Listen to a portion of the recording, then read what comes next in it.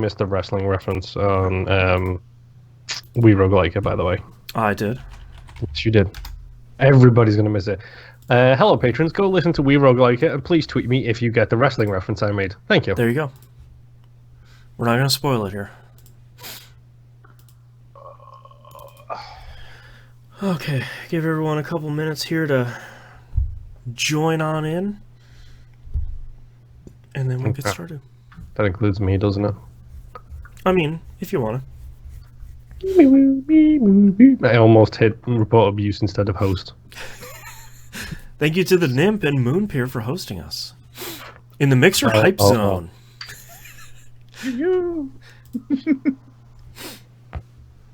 I wish it wasn't hype. I wish it was something else. Some other word. Yeah. The Mixer Uber Zone. It's like I'm getting fed up of quote unquote casual language and information screens. I don't want a blue screen of death to have a big sad face and say, "Oops, something went wrong."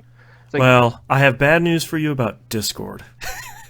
Discord is the worst. Where it's like, whoopsie doodle, we got a boo boo and we failed. It's like, did the program is the internet down? Is your service down? Is it the RAM? Is it like, am I overtaxing my phone? What is going on? Quit being fucking cute and just tell me like, yo, Here's this what thing I want crashed. when something crashes. I want a reason why it crashed. Yep. I want an error code that I can copy. Yes. I'm gonna Google that shit real quick. Things I want. Yep. Dude, I had a brand new Dell tower coming at work, and it would not turn on. So I had to hunt down LED blink codes. Yep. Figured out what that meant. Excuse me. Then I had to figure out what it actually meant to Dell, what these blink codes meant. Right. To find out that it could be a RAM issue. Please reseat all of your RAM. So then I had to tear this freaking computer apart, reseat the RAM in their specified order, which was 1324. Naturally. And then turn it back on, still getting the same error. So then I contact Dell support, and they're like, "Oh, it could be a RAM issue." I'm like, "Yeah, thank you. No, that's why I'm calling." As a matter been there, did that. Please read the notes that I sent to you before you started talking to me. Does Dell still do the 4 lights on the back panel, A, B, C, D? I don't think, not on this one they did, at least. Man. For a while they were doing something that was actually really helpful. They had 4 lights on the back panel, like underneath the video connectors. It was just A, B, C, D, and the combination that the lights lit up would give you a very specific error code, where it's like, if A, B, and D are lit up, then you need to go in the manual and look, and like it'll be the exact error message, and that was super helpful. I think they have that on the higher end towers that we use. Oh, okay. But this was like a mid tower that just happened to come in. It's not one that we use very often. Dude, the big towers that we have literally are like, I don't know, 2-3 feet off the desk. Yes. Only used for AutoCAD. Yep. Yeah, those machines are beasts. Uh-huh. Yeah. They're like $3,000 a pop. Yeah, they're so cool though. Dude, they've got, what was it? It was 200 gigs of RAM, and every time you turn it on, it flushes the RAM. Yes. So it takes like a minute or two for it to boot up, but once it does, it's like dumb fast. Yeah. Yeah, those are the machines that have like those Radeon or the NVIDIA. What were those cards called? Not the Radeon Titans? ones. You're not talking about the Titans. No, they're specifically for like number crunching and CAD and stuff like that. Like we were using them for sequencing the human genome. Like they're significantly different than the other ones.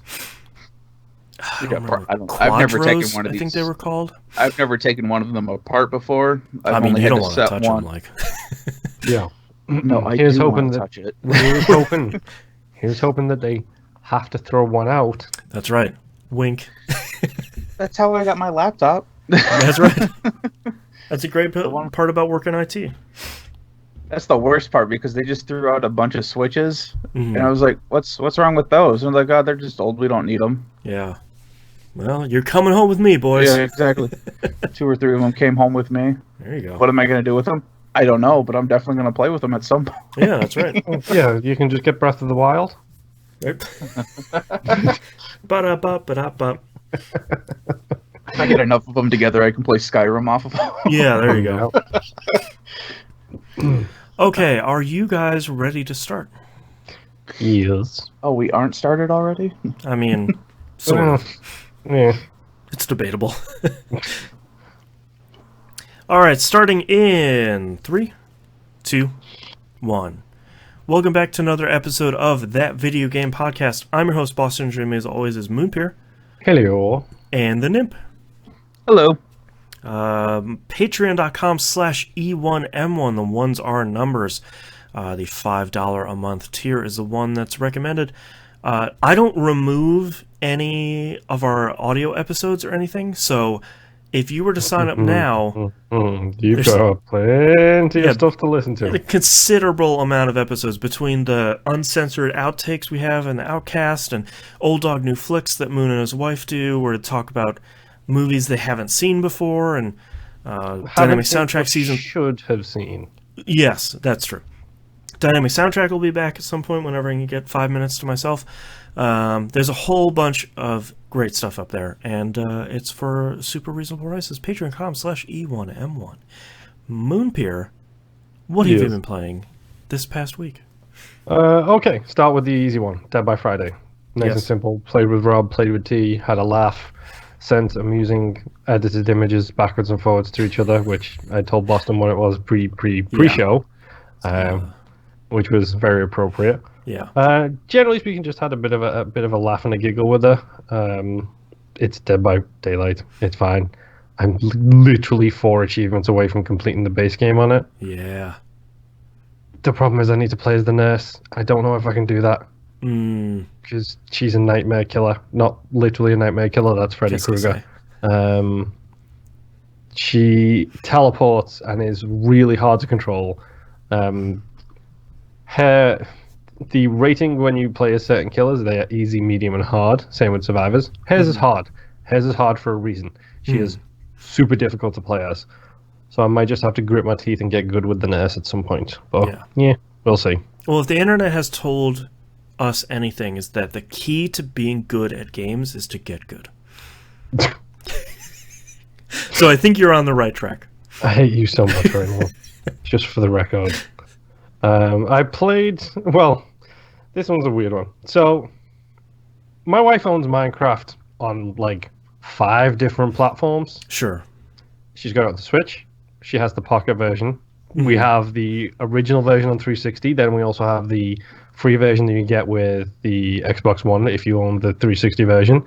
Then, for whatever reason, they released another 2 versions of Minecraft on the Xbox One. So I now have 3 versions of Minecraft installed on the Xbox One. Naturally. So my wife was doing a test because she is going on the achievement cleanse, which is when you eat kale and you get as many achievements as you can in a game, so that you can uninstall it. So she wanted to see what she could do with Minecraft. So, as it turns out, since Minecraft, the newer versions at least, have what's it called? Realms in it. Yes. Which is essentially online servers, online worlds that you can play with, kind of thing. So achievement hunters are going to be achievement hunters, and they've literally built worlds where it's like, this is an achievement world. Download this world, and then you can get pretty much every achievement. Welcome to the true achievements realm. Yes. So my wife and I may or may not have spent the entirety of Monday after we finished work just playing Minecraft, following this path, and following...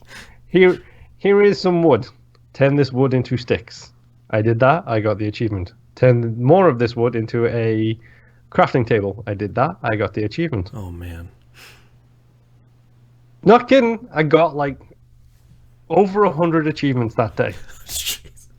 Tell me the realm has, a starting point and then has, a path with signs on it that you follow, through a hospital. Fenced off areas, and above on the fenced off area is a sign saying the achievement name, what you have to do for it, if there are any bugs with getting this achievement follow to occur. the blue line. pretty much. You know, I do have to say, I have to give the team of people who created that so much credit, because I can only imagine how much time it must have taken to create that whole thing, and then to have people probably trying to break it at every turn. Well, that's the thing is, like, because they basically just give you the world and then say, just download it to your local save. Oh, okay. And then you basically have this world that's fresh, brand new, that you can just jump in and literally follow the path. Just the Minecraft version of make a copy of this spreadsheet. Pretty much, yes. Do you get fireworks at the end? There are fireworks in the game, so yes. There you go. I got 103 achievements on that day. God. My second best day in achievement history ever is 36. Wow. I don't even know what I was playing then, but 103 achievements in one day, literally playing Minecraft. Now, there were a couple that were bugged and a couple that had issues, whatever. My wife may have done this across 4 different platforms, by the way. I'm not sure how far she's progressed in that. So she has like 330 right now? You can also get achievements in the PC version. Oh, so okay. Literally, she downloaded this realm onto her PC file, ran it from her PC account, and then I jumped in with my Xbox account on my Xbox, and she jumped in on her Xbox account on her Xbox too. Oh, wow. Jeez. So when you get achievements like kill summon the Wither, which is one of the like new updates that I have no idea what's going on with it. It's just like, I read the sign, I followed the instructions, and I got the achievement. That's the only thing. I'm just following orders. So like, there isn't, if you're in the world when you summon the Wither, you get the achievement for it. So like, she'd be in the middle of like putting a fish in a bucket. I wish I was kidding. And then all of a sudden she'd get the achievement for summoning the end of whatever his face is, the withered skull or whatever, because I summoned it, because we went different ways down this path, so we could basically meet and cross over in the middle. Oh, jeez. And then she checked later, and her PC version was getting the achievements too. Oh, man. Because why not? Yeah. But yeah, it was fun. It was stupid. It was a nice, just literally switch off your brain and follow this path and follow the signs. Also, Minecraft has got like 2,000 gamer score in it now. Wow. Which I didn't know. Yeah, they just updated the 360 version like 2 weeks ago as well. Because I was only short like 4 achievements on the 360 version. I logged in with my son and daughter like a week or two, and all of a sudden there's like 200 or something like that. Jeez. I have no clue what's going on or what's happening. Wow. Yep. But yeah, Minecraft, it was fun. It was just a good switch off your brain kind of day. And speaking of achievement cleansers, I'm going through one too, because I'm getting a little bit fed up with myself for just, here's a game, install it, sit on my hard drive for 3 years and never play it. Right. Game Pass exacerbates that problem. Yes. Because it's like, ooh, a piece of candy. Ooh, a piece of candy. All these free games. Ooh, a new game. So then they just sit on my hard drive, and then they leave Game Pass, and I don't realize it, and then they just still sit on my hard drive because I haven't played them. Oh, right. So now you're on the Master Cleanse? Now I'm on the Master Cleanse, where I'm going through my Game Pass games and trying to get them uninstalled as quickly as I can. Mm-hmm. So I played Old Man's Journey. Oh, yeah, I always want to play this. And pro tip, Boston, it's on Game Pass right now. Yeah. Second pro tip, Boston, it takes like 4 hours to complete. That is a timetable I can achieve. As I've gotten older, the less hours you put after that game completion ratio, I'm perfectly happy with a 2 to 4 hour game. Tell me a good story in 4 hours and don't overstay your welcome. I love it. Game of the year. It tells you an okay story in about 4 hours, but it's got some incredible art style and really cool puzzle design, really simplistic thing. It's a mobile game. Like, Sure. I think, pretty sure it evolved from the mobile game spaces. I think it's cool. It's a like cool design. Like, you click and drag things to move the platforms and the hills and stuff to give this guy a path to. Sorry, hold on. You move the paths and the hills to let the old man go on his journey. Interesting. And 2 feet of snow uphill both ways. Uphill both ways, and then never goes downhill in his life. It's a cool game. The music is cool. Again, this was very much I'm gonna switch my brain off and just enjoy this story. Mm-hmm. It's no Edith Finch. Well, I mean, what is? You will know when a game like that shows up again, because I'm like, oh my, it's the best thing since Edith Finch. Yeah, we won't ever shut up about it. Yes. But it's a cool little experience. Like, it's a microcosm of like a little life story, and like tells a heartfelt, warming kind of story. And it's gonna take 4 hours of your life, and I didn't pay any money for it. Technically speaking, I did, but you know what I mean. Yeah. But it was cool. It was a nice little thing, yo. I give this the Game Pass pass, which Boston has seen my notes now, so he actually knows that I actually write this stuff down too. The second pass was highlighted. Yes. Yep. Game Pass - pass highlighted. My other note here is it has very easy achievements. But that's mostly just for me. Yeah. I finished off Tracks too. The Tracks, a train building game, I think is the full title of it. Boston, have you played this in front of your daughter yet? No. Have you even installed this game yet? No, because she was very bad this week and I had to take away her actual physical trains. So, no. I felt like that would be a sort of insult to injury. Please install it. Install it overnight when she's not awake, whatever. I think I have it installed. I think I had used the Microsoft's Game Pass app to remotely push it to my Xbox One. Mm-hmm. So I beat the passenger mode. There's a whole bunch of stuff going on. Guess what? I got the 1,000 gamer score. Yay! Ta-da. Congratulations to me. The thing that interests me about this game, it's basically a giant toy box mode. Mm-hmm. Where it's like, here is a bedroom, build a train track around it. Mm-hmm.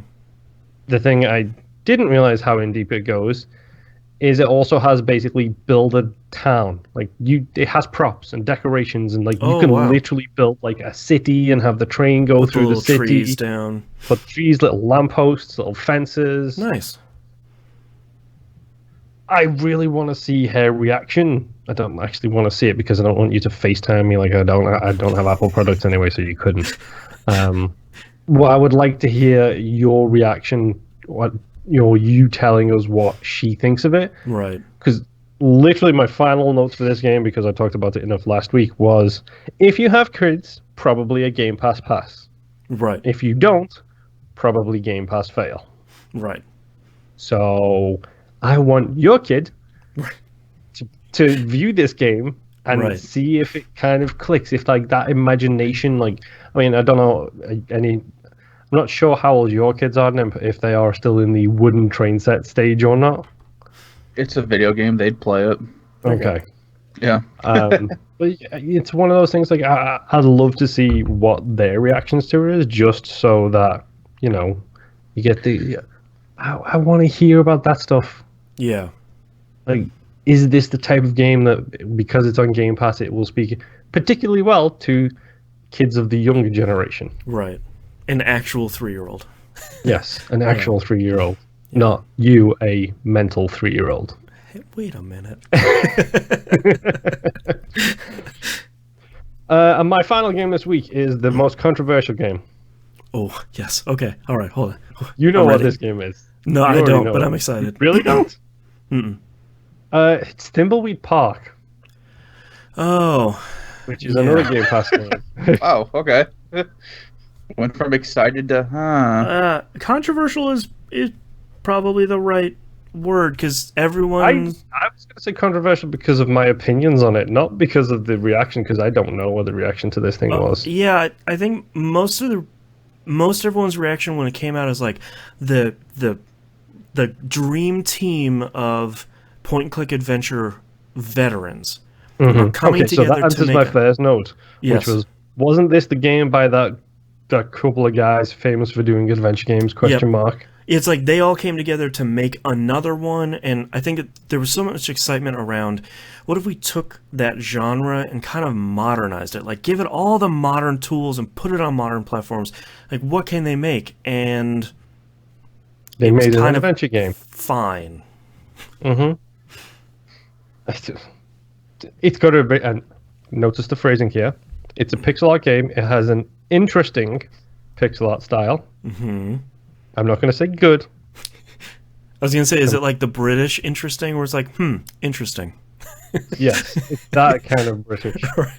It's that kind of interesting. The British interesting is 100% correct. Yeah.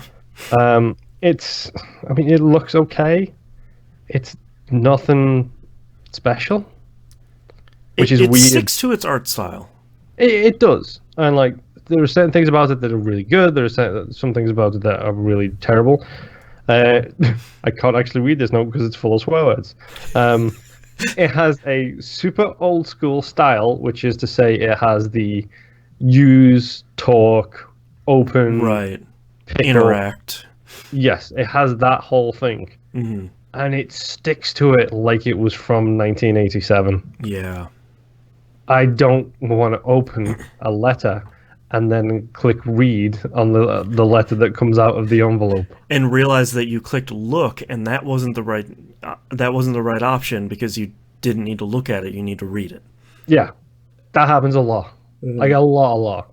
Like, I don't think I like point and click adventure games. I tried the stupid FMV games that Vinny is obsessed with, and I tried playing them on PC, and they were just a little bit too weird for me.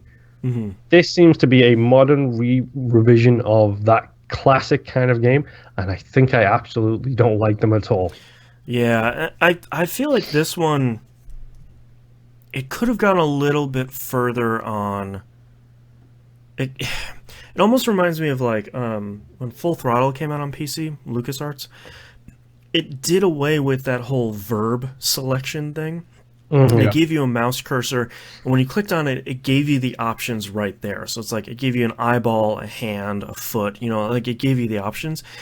I sort of wished Thimbleweed Park would have gone in that sort of route as opposed to here's Maniac Mansion and here's the verbs at the bottom of the screen, so go crazy. And maybe playing on a mouse would make a big difference for me because there's nothing quite as annoying as using sticks to move a cursor. Everybody hates the Destiny menus because they're literally just a mouse menu, and now every game does those menus anyway. Yeah. This is why I hate most games. Yeah. This is an entire game about it. Did you play that Double Fine adventure game, The Cave?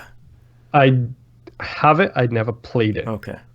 I have it because it's easy achievements. I've never played it because I have too many games. Curious to hear. I was hoping you had played it to sort of... The idea behind The Cave originally was sort of, let's make a replayable point-and-click adventure game like that, where multiple people's stories are intertwining. God, I hated it. I had very much the same experience that you have with Thimbleweed Park, where it's like, I don't like any of this. None of this is for me. I do not find any of this fun. Yeah. I don't know. There's something there. I feel it. I feel this thing right there on the edge, being like, this could be a game for me. Thimbleweed Park is not, but this kind of a game could be a game for me. Like Professor Layton. Yeah, it's not a point-and-click adventure. That is 100% a game for me. That's about lateral thinking, but lateral thinking in a very smart way, not a stick glue on the cat hair and then stick that on a lollipop stick and then glue that to your face so you can get past the ID check or any of that stupid random... But I think you have enjoyed where that genre evolved to, with Oxenfree, with Life is Strange, with Edith Finch. That's really the what Gone Home. The Walking Dead? Yeah, The Walking Dead. Like I feel like Gone Home sort of bridged that gap where it's like, here's the old style point and click adventure game, which is fine, and I think Thimbleweed Park is great for trying to make a brand new game in that genre. But you look at all these games, especially something like Oxenfree and the Life is Strange trilogy, that like they just take it a little bit further and they make it more accessible, and they still focus on the story, but in a much more controllable way. Yeah. I don't know. I mean, I'm about halfway through it now, I'm guessing. I have a guide pulled up at all times for this. Yeah. Just to make it more accessible for me, because I would not have figured out that I need to pick up a glass bottle at the start of the game to deposit it to the... Like in a recycling thing? Yes, to get 5 cents, so I can then use a copy machine 2 hours later. Right. That sounds about right, disappointingly. Like, I'm doing my best to struggle my way through this, but there are certain things that I'm just like, I don't know what to do now. And it has a hint system, and it has a clown that won't stop swearing. Naturally. Yeah, but yeah. I feel like if you're not enjoying that game, and I feel like, especially since you're going through your backlog and trying to clear out stuff, you give it the old college try for a puzzle. If you can't figure it out, just look at a guide. Like, just keep on moving. Like, that's essentially what I'm doing now. Is like, I'm trying to see if I can think my way around it. And like I said, I'm pretty good at lateral thinking. Like, Professor Layton's one of my favorite games because that rewards really good, solid lateral thinking. Yep. Here is the problem. You're thinking about it straight ahead. You need to step aside and think about it that way. Put the 2 corks in the holes to stop the guy from smelling the bad smells. It's not the corks at the top of the screen. It's just his nostrils. He's sticking in his nostrils. yeah, just like, exactly. You win. Stuff like that. Like, I love that kind of lateral thinking puzzles. And people will say, well, that's not just puzzles. That's just trying to trick you with words. Right. It's like, how many matchsticks? Yeah. I love the matchstick puzzles. Yeah. There are some interesting things about the game though. Like, I will say, like, it was kickstarted, which probably led to a whole bunch of people backing this. Based off what I'm about to mention, I think English people and Germans really love point-and-click adventure games. Okay. I say that because there are 2 backer awards which are very clearly visible in-game. And that is, there is a library in the game, and in the library is hundreds, and I mean hundreds of books. Each book has basically like a 3 to 4 paragraph thing written by a backer. And they can choose what they want to write on that for it to show up in the game. Okay. The very first time you pick up one of the books in the library, it has a post-it note on the front saying, these books were written by our backers, and they are fully responsible for the contents. Oh, no. Okay.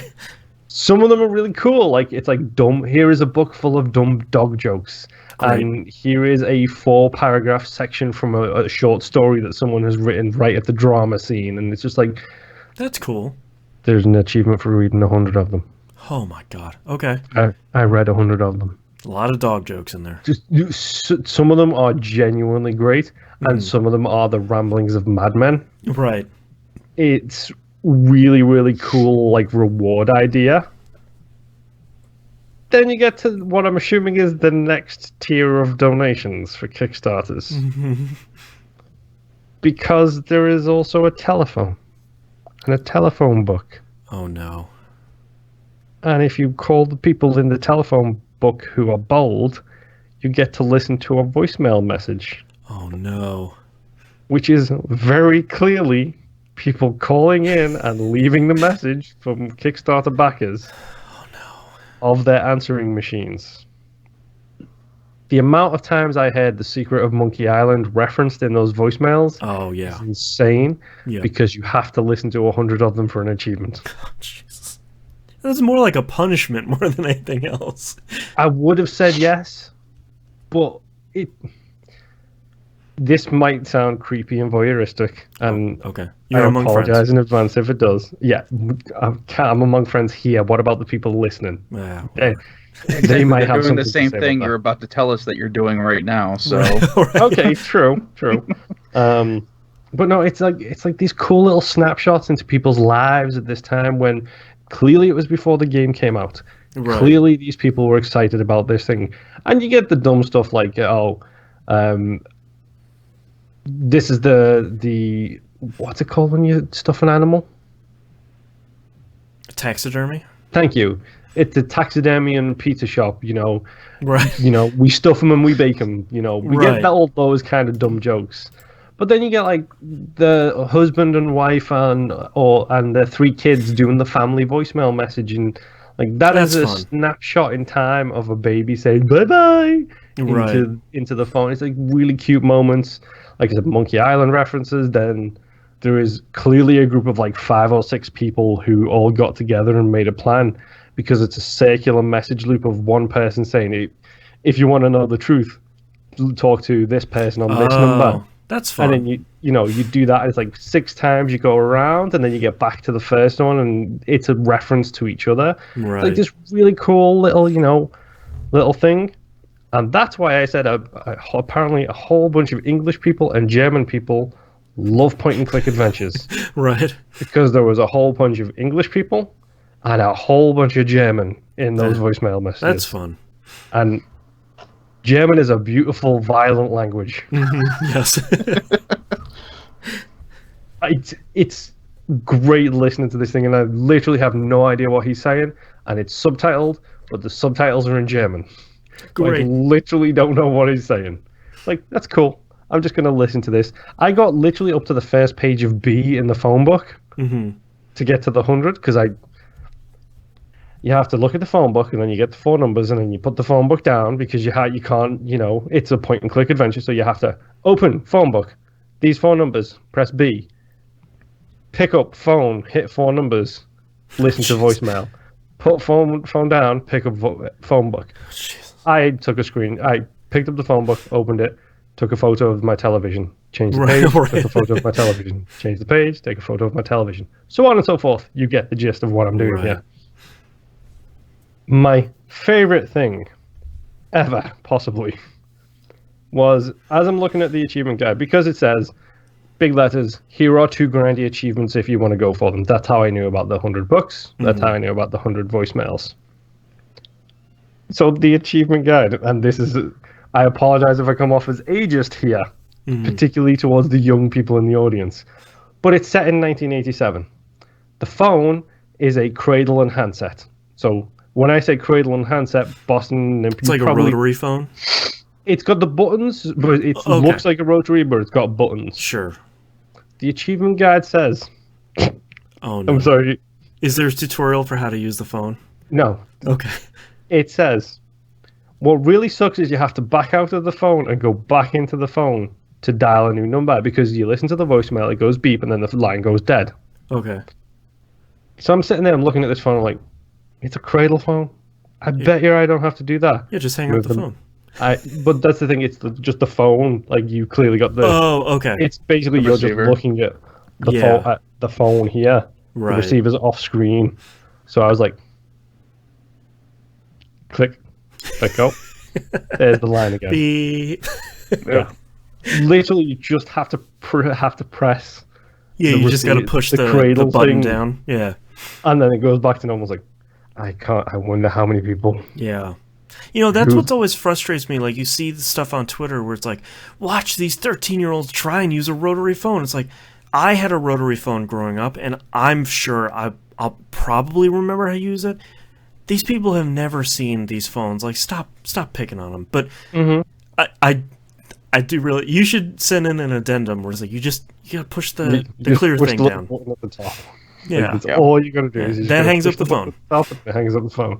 Because I was like, it can't be. They couldn't have done that. Like, made you back out the phone and go back into it to do it, and it worked perfectly. So I probably should, rather than announce it here on the show, I should probably just quietly go and say to the person who wrote that guide, right? You just have to press the button at the top where the handset goes. Push the just label it as pro tip. Right. Yes. But I mean, we'll see. Thimbleweed Park, it's interesting. We'll see how it continues. I'm pretty sure I'm at the halfway point now. Someone is dead.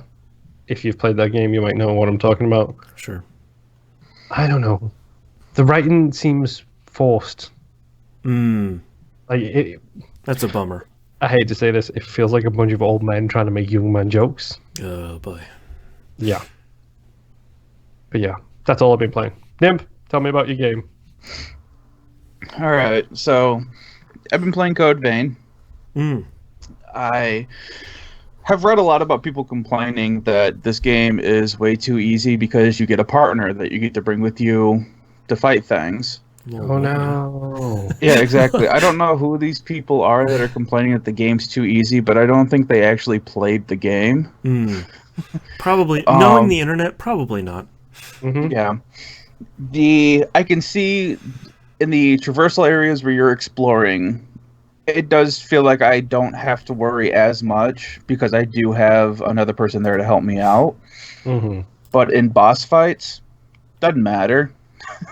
Right. There is the last boss that I fought. They called it an executioner, and it's basically got a scythe, and this thing is fast, and it gives you the slow condition anytime it hits you. And they do the cool thing where you're not instantly slowed. It has to fill a bar, but your movements start to become slower. And if that bar gets filled, then you have the full slow condition. The old Dark Souls UI kind of thing, where it's like, this fills, and then you got to get cursed, and then you're just going to want to kill yourself. Right. Yeah, which sucks because this boss is fast, and you don't want to be slow. Right. Yep. I think I had to fight this thing about 6 times before I finally came up with a game plan of my partner was going to be the person that was up in her face with the big sword, and I was going to be the person in the background with the gun shooting it. Right. Because it never failed that anytime both my character and the partner were within range of her, we would both get hit with some big attack, we would both get slowed, and we couldn't heal fast enough to not get knocked out. You just had to astral chain it up. Pretty much. Try to wrap her up in that chain. Yeah. But I mean, it was a cool fight because it really made you think on your toes. And I don't remember fighting anything this fast in the Souls games before. Mm-hmm. Maybe later on in Bloodborne there's something that's really fast, but I mean, this thing was tearing across the screen. The only thing speedy ones I can think of is the stupid Black Knight guy. Like with the big knight guy right after you defeat the other fast boss, which is Sif the Wolf. He's pretty quick too. Okay, yeah, maybe the Wolf would probably be a good comparison then. But yeah, it took quite a few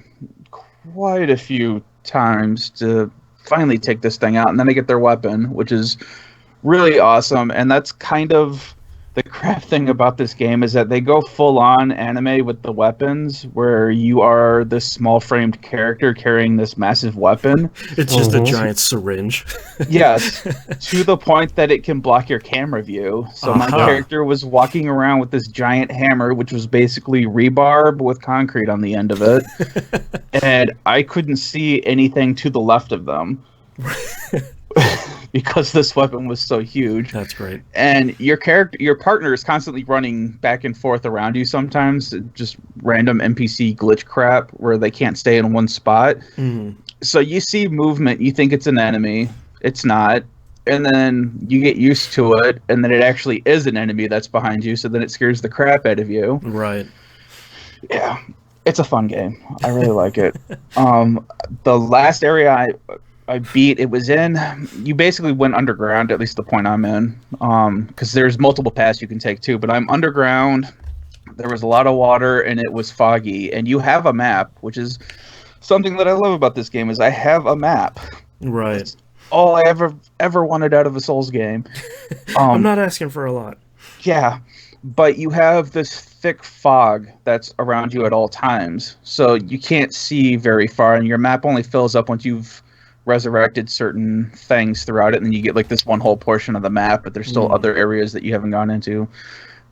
It was real interesting, and it also was very terrifying because in this area there were these really tall demon things that you were fighting, and you could only really see them by the glow in their eyes. But they're so tall that you don't readily see the glowing eyes in the mist, kind of. Okay. So, and every once in a while you just sink down in the water a little bit, so your character's really slow, so then you have to run through this area. And sometimes there's enemies that aren't tall enough to go up past the water, so you don't really see them. Jeez. So it made for an interesting run. I'm really liking the game. Yeah. So, next game I played, Cold Steel 3. I am so close to beating this game. Didn't you say that like last year? I know. And the funny thing is, they just dropped a crap ton of story in like this one section that I just came up on. And I'm not going to spoil anything, but the game, in this game, there's not really magic when you first start out. Later on, there is magic, but like the abilities that you use in the game, they're called arts, and it's like Star Ocean. where it's not actually magic, it's technology, but it's technology of the highest level, so it might as well be magic. It's nanomachines. Yeah. Yeah.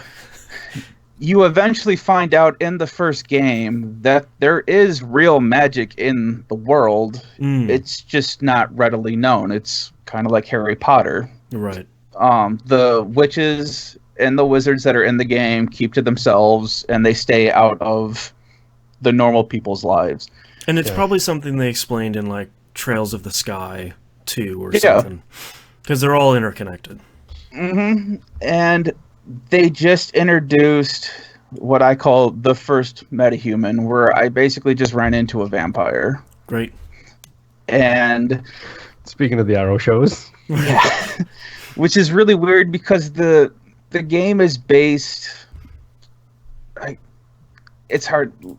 The game is based in like our reality, basically, where until it happens, you have to assume that it's following our rules and all that stuff. So we obviously don't have vampires.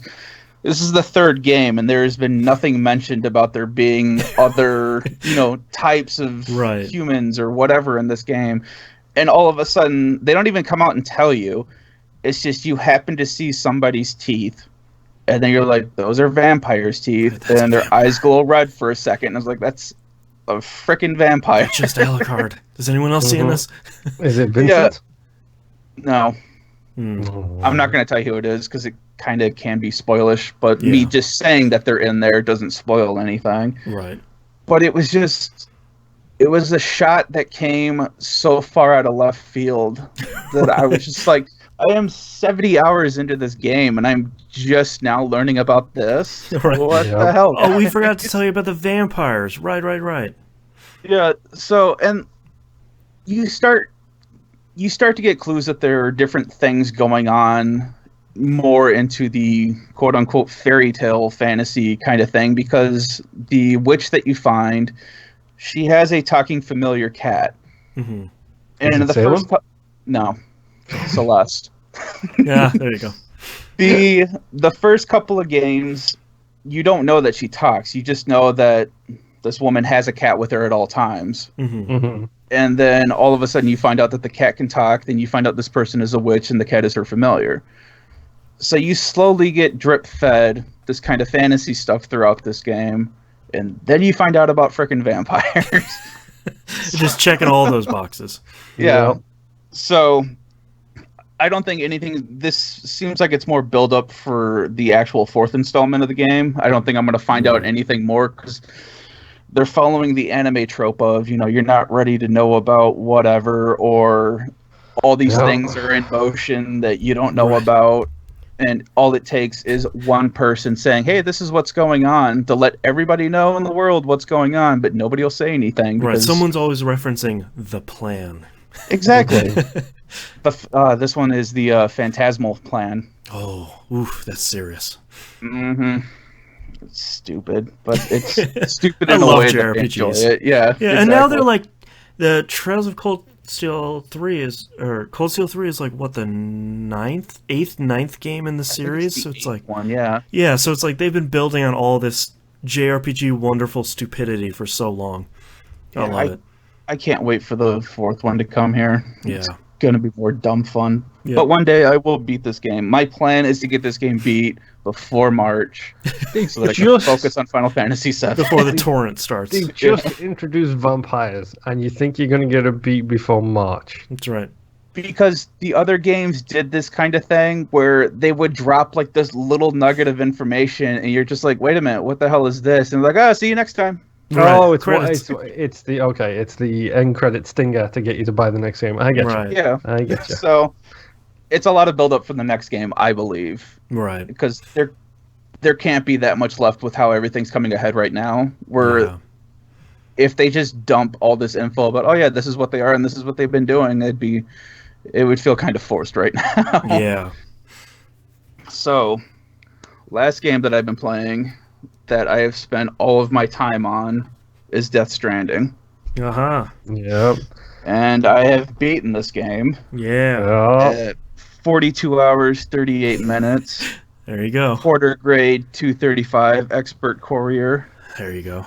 I wish I could remember all of my stuff. Yeah, I don't remember mine. I just wrote it down so I had it. Yeah. But yeah, that game goes places. Mm-hmm. Yeah. Yep. So, did you, like me and Boston, when you get to that end, did you suddenly realize that the gameplay mechanics are incredible and the gameplay story is the biggest brown yogurt that you've ever had in your eyeballs? Honestly, I wasn't really disappointed with the story. I wasn't disappointed by it. It was just crazy enough that I was like, okay. That's a good game. I have. Where did I write it? I have notes on this game of just random stuff that I was like, what the heck was this? Mm-hmm. So that's the last 6 hours of that game. Yeah, I was like, that's what most of my notes are.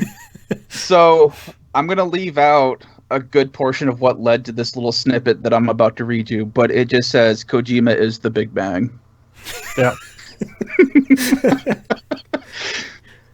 Yeah, I want to talk so much about it, but so much of it is spoilers. But I've talked a lot about this game on the show, saying that, and I still feel this way, that I think the game focusing on Sam Porter Bridges connecting the country to the chiral network, I think all of that story is really good, and I think it's a really human, interesting story.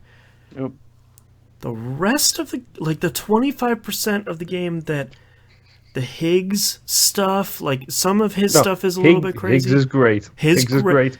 Don't insult Higgs. He's great, but he's the bridge between the connecting stuff. Sorry, the connecting stuff and the EE stuff. That I don't like. He is the bridge between reality and the beyond. Yeah, exactly. And the beyond stuff, I feel like that's Kojima's Wikipedia article foraging to a T. Yeah. And I don't think it's inherently bad. I just think the game would be so much better without that stuff. Literally anything to do with, what's her name? The woman? Amelie? Yeah, Amelie. Anything to do with her, I would literally, Cut my eyes out. My eyes rolled so far back in my head that I basically got credit for a triple backflip in any super extreme sports game. It's just really? Yep. This is the way we're going? Yep. This way? And it's such a bummer because all the Clifford stuff is really great, and where that game connects all those pieces together by the time you get to the end, and then the motion capture performance at the end that I still don't want to spoil, but it's world-class stuff. All this stuff is really great, but the gauntlet of metaphysical cosmic stuff you have to get through to get to the ending is just a real bummer. I think it helps that I was already 3 beers into beating this game. You were the right level of and us. I was just all right, no, take me for a ride. Right. Let's go. Yeah, I'm ready. Put the controller down. Let's go. And I was not disappointed at all. I found out during one of the cutscenes, however, that there's apparently a double jump in this game. There is. Didn't know that. Yeah, I still don't know how to do it, but that was the thing. I spent that entire credit sequence trying to figure out, okay, I have to be constantly running? Right. Do I have to jump off high enough? Yeah, exactly. Is there a certain height I have to be at? Is there a certain amount of ground that I have to be above for it to kick on? Nope, doesn't seem to really matter. I think you have to be using one of the legs, one of the power legs, and I think you have to be sprinting when you do it. So you have to be sprinting and you have to catch it high enough so that it doesn't end up with the animation of him starting to land. So it's basically... During this sequence, I won't say why, but you don't have any of your equipment, and I was still able to do it. During the first or second credit sequence? Yeah. Yeah. So, but yeah, I'm not kidding. I have notes that I am just scrolling through of shadow babies and... time travel... Yep. Yeah, the whole beach scene, a running montage, all of the endless references that they make towards the end of the game of other games, just other things in general in this game. Yeah. This isn't a video game. Okay, Higgs. Sure. Right. Thank you, Higgs. Yeah, all the video game stuff. Oh, this is the last game over. Like, can I just shoot you now? Yeah, please, just let me put you out of your misery, man. Yeah. But I really enjoyed this game. Yeah. It took me... I was expecting a dumb fun ride, and that's what I got. Yep. You got a dumb, good delivery simulator. Yeah. Yeah. And I also like how they dump you back into the game. Like, there's a story reason for why you can go back and play stuff now, even though you've beaten the game. Yep. So that's really cool. Yeah. So, yeah. I really like it. Yeah. Yeah. That's all I have to say about that. It's great. Boston, what have you been playing? All right. I realize I haven't talked about Destiny 2 a lot lately, probably because there isn't a lot to talk about with Destiny 2 right now. And you have a dedicated website for that now, so go and I do, DestinyEmblemCollector.com. Thank you very much. Partially because Season of Dawn, last season we had the launch of Shadowkeep, the big expansion, plus the Season of the Undying. So we got kind of two content drops at once. This season is Season of the Dawn, or Season of Dawn, one or the other. I should know this. The thing is that it's really funny watching the community be frustrated about this content because you can't win when it comes to Destiny's community.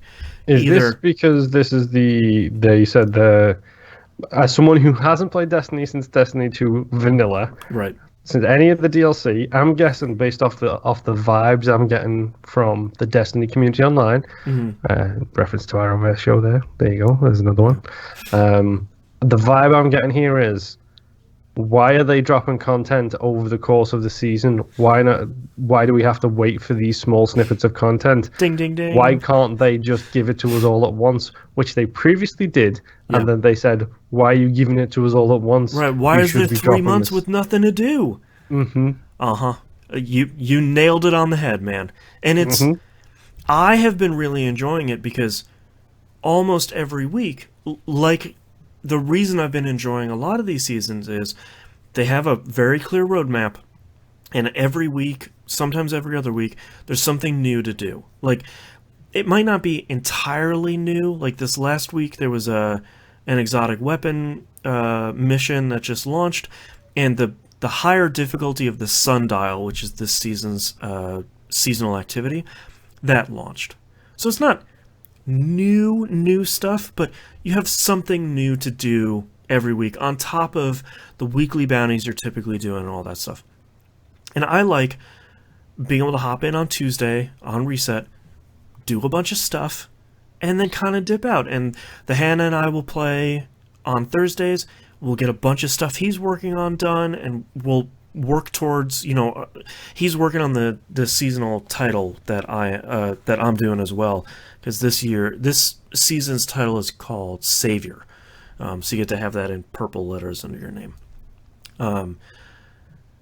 And I like not having to be married to this game week over week to have to grind stuff for months to get anything done. I like being able to play other games, and I think that's really great. And it's sort of surprising to me that people are upset that they aren't married to one game, because there's a lot of other great games coming out, especially March 23rd, 2020.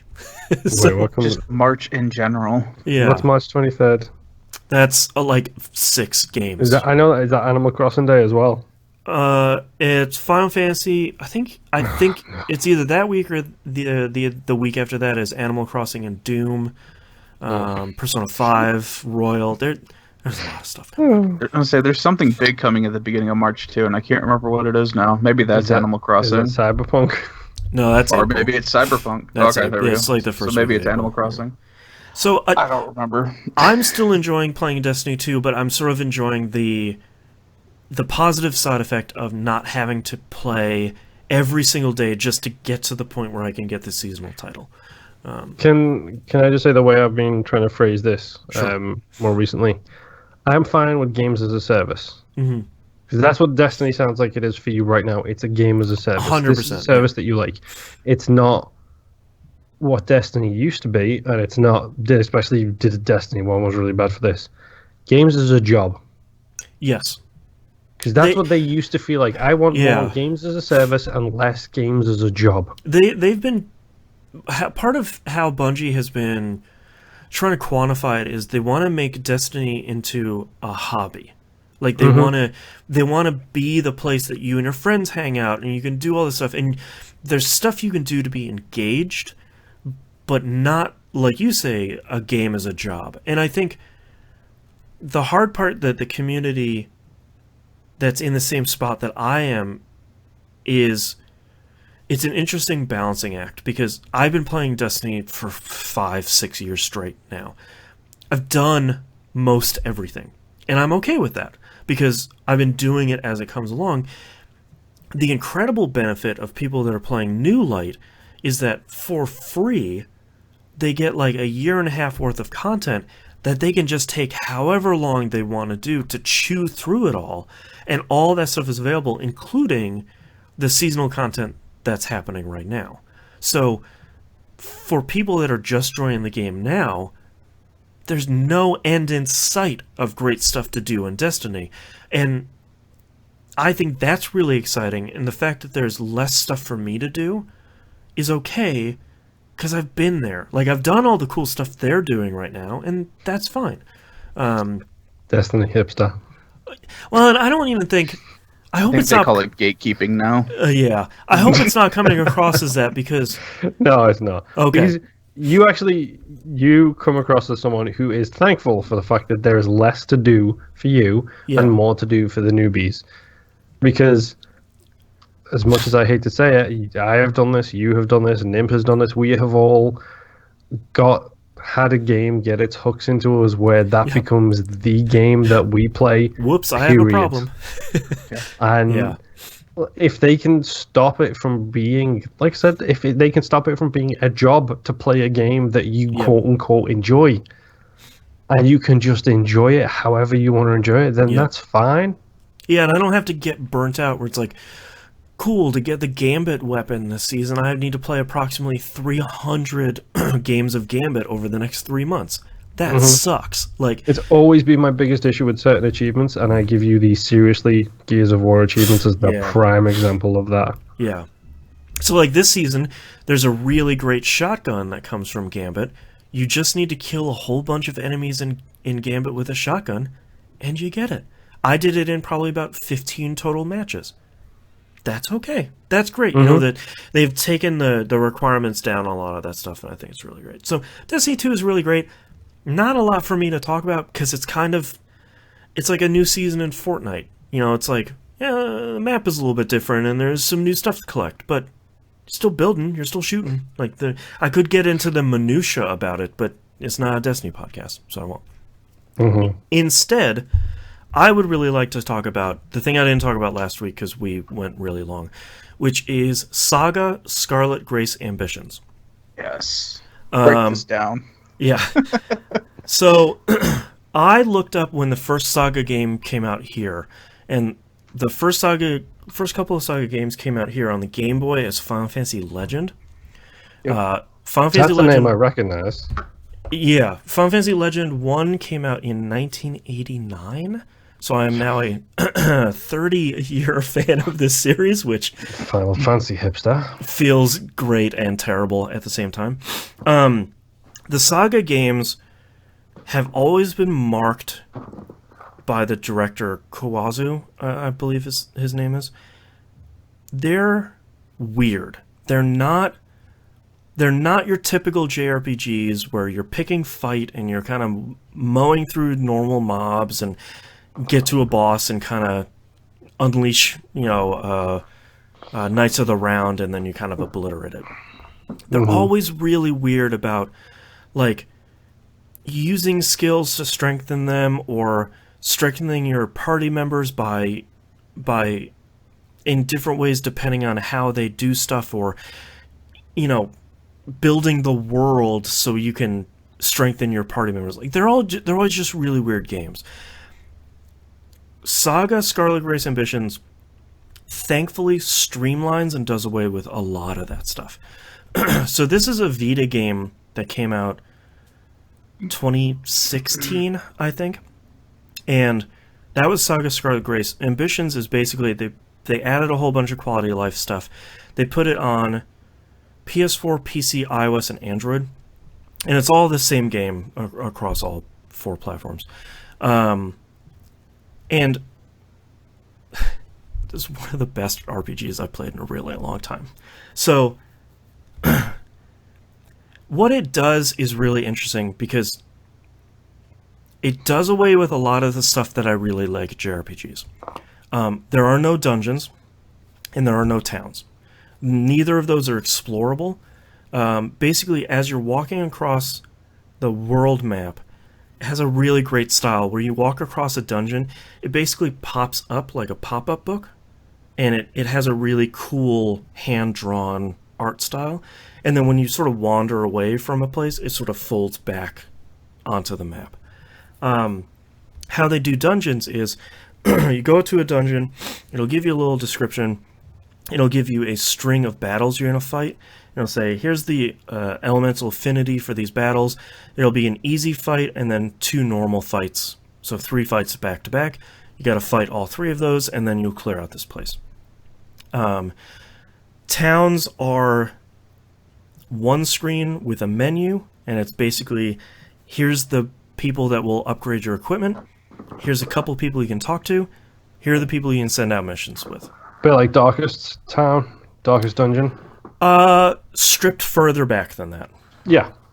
It's just one screen and like 3 options. In, blacksmith, leave. Yeah, very much so. But what's really interesting is there's also no money or equipment drops. Armor or weapons don't drop, money doesn't drop, none of that stuff.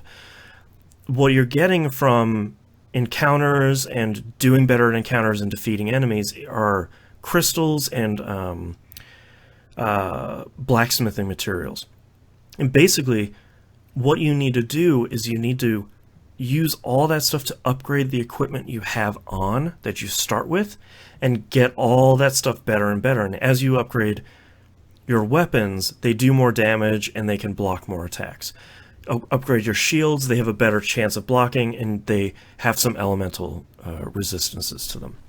So it's really cool that you're not farming for stuff. You're not hoping to get another great weapon drop from this boss.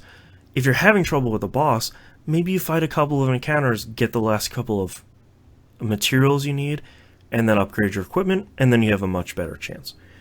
The thing that I like the most out of this game is called United Attacks. And this is the thing that, since the game is so focused, that's probably me, Moon, if you're hearing a...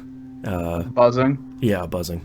Okay. Thanks so much to my neighbors that live behind me for cutting in their lawn at 3:30 on a Sunday. The lawnmowers are back. Uh-huh. The thing that I really love the most, and the thing that makes... Since the battles are the focus of the game, the fighting and all the other stuff is thin. You know, it's not a. There's something else that I'll get to that's interesting, but United Attacks are what's really sort of the meat of the battles. So let me give you an example. You have the turn order at the bottom of the screen, like you do in like 90% of JRPGs nowadays.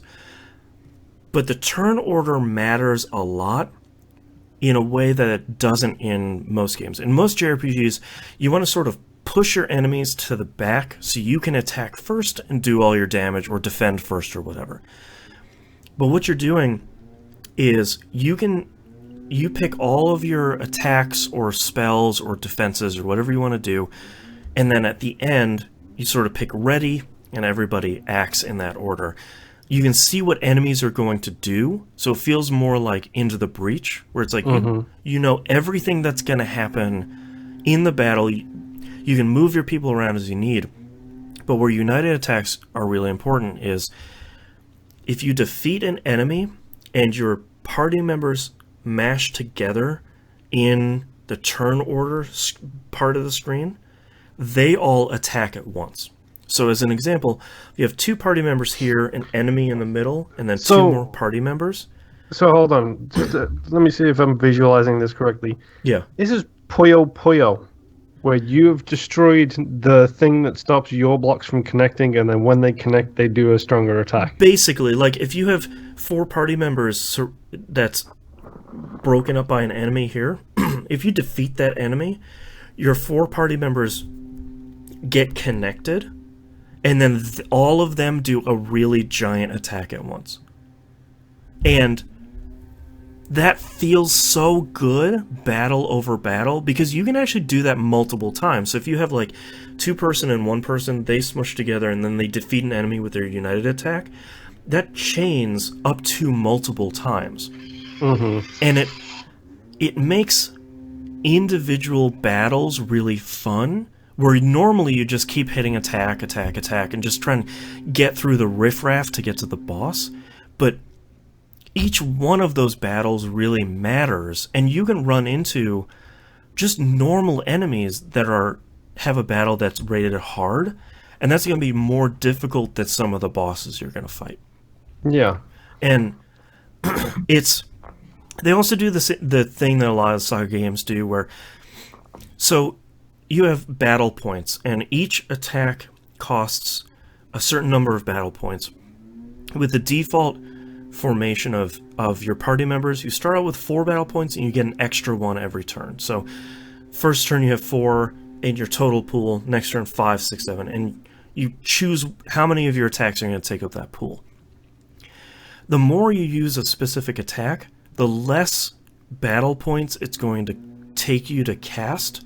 So like maybe when you learn a skill, it might cost 3 battle points, but you use it a whole bunch. Next thing you know, you have this really incredibly powerful spell or attack or something that only costs 1. So a bunch of your party members could use 4 incredibly powerful attacks all in the first round and sort of do some good work. And on top of that, the world map is really interesting. It's surprisingly very big, but each area kind of has an overall puzzle that you need to sort out. Like, there's one area I was going through where there's all these shrines around there, and you have to pray to each shrine, and some of them will need you to do like 2 or 3 things to pray to that shrine successfully. Then when you do all like 12 or 15 shrines in this area, a couple of boss battles pop up. Excuse me. And then I've sort of gotten stuck on that boss battle because it's incredibly tough. But there's this really interesting... There's one area that I fought a bunch of enemies in these giant poisonous stones.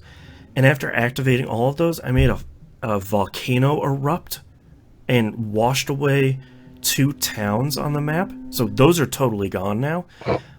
And then like an egg popped out once I let the lava cool, so I had to like go fight a bunch. A dragon popped out, defeated that, and I got a really cool overpowered fire weapon. So you got an overpowered fire weapon at the cost of 2 towns. It was worth it. There's a lot of towns in that game. But like, wow. There's just so much going on in this game. I think I've played... There's 4 characters, and you start off the game, there's kind of like an overwrought intro movie that is voice acted a little bit strangely. But you basically... It gives you those like ogre battle sort of questions at the beginning where it's like, you see a starving beggar steal a piece of bread from a food stall. Do you ignore him and let him go, or like kill him for stealing? And they give you like 12 or 15 of those, and it pops up one of the 4 characters and like, you should start with this one. I'm still playing as the first one, and I think I've gotten to the final boss of my story, and I've probably played like 35 hours over the last 3 weeks. And that's just one character in this game. I'm really enjoying it. I know I'm not doing the best job of explaining it, but it's a more simple game than this guy usually makes. And as a side effect, it's way more streamlined. Unfortunately, it doesn't look that great. It's a Unity engine game, which is usually fine, but it seems like they didn't get a super big budget. And it's like an up-resed Vita game, so like it's not going to look that great. Yeah, and you did also say Android and Apple devices. So. Yeah, like it runs on a whole bunch of stuff, so it's like not the best. It's not going to go toe to toe with Final Fantasy VII Remake or anything like that, you know. But it runs well. I haven't run into any bugs, and it's a JRPG that is light on story, but the battle system really pays off and it really matters. And I think I haven't played a game like that in a really long time, and I think that's why I'm really clicking with it. And I really like the SaGa games, and they're usually weird and overly difficult and sort of impenetrable, and this one isn't. And I think this is a really great starter for so many people for the SaGa games, where it's like you can get into this, and the tips section in the game is really good, and it teaches you how to do everything, and then you just kind of go experiment, and you go try to see what happens if you clear out this jungle that has a bunch of bees in it on the world map. Oh, the bees are flying somewhere else. Oh, there's another jungle for me to clear out. And it's like, what happens if I clear out all 4 of them? Oh, something cool happens. And each area of the map, and I think there's like 15 or 20 areas on the map, they all have something you can do like that. And it's just a really solid, great JRPG. And I'm glad I took the leap, because it was RPG Site. I think they named it as their RPG of last year, and their review was really glowing, and a bunch of mobile sites had a lot of really glowing reviews. And it's like, all right, I should probably buy this game for like $23 and see how good it is. And whoops, it's really good. Yep. I was gonna say, I thought it was less than $30 too. Yep. I think it just went off of like its launch sale. I think it might be like $27 or $30, but I mean it's still half price of what you're gonna pay for most RPGs, especially for something of this length. So I'm really excited to finish up this character's storyline and see how it ties into the other ones, because there's 3 other characters. And I haven't really looked at anything because I don't want to get spoiled, so I'm not sure how they all tie together. But I've run into the other characters in the world as this character, so I'm curious to see how much all that stuff ties together. But yeah, SaGa Scarlet Grace Ambitions, it is a pretty great JRPG, and I feel like it's going to be one of my favorites if its quality sort of continues as it is. But that's all I've been playing this week. So let's take a break.